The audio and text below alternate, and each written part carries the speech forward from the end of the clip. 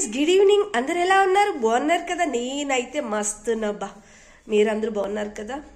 నాకెందుకో కొన్ని రోజుల నుండి ఏమనిపిస్తుందంటే మనం రియల్గా బతుకుతున్నామా ఫేక్గా బతుకుతున్నామా అని కొంచెం డౌట్ వస్తుంది.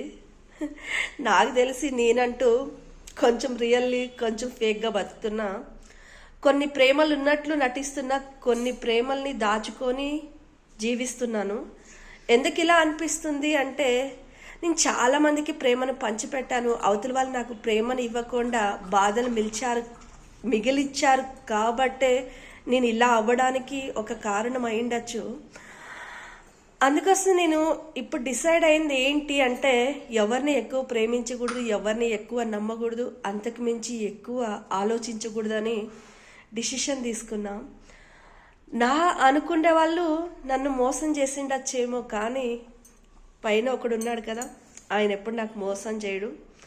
నాకు తెలియజేస్తూ ఉంటాడు, వీళ్ళు నీకు కరెక్ట్ కాదు, వీళ్ళు నీకు కరెక్ట్ కాదు అని. మీకు కూడా అలా అనిపిస్తుందా? నేను చెప్పింది నిజమే అనిపిస్తుందా? Bye, take care all.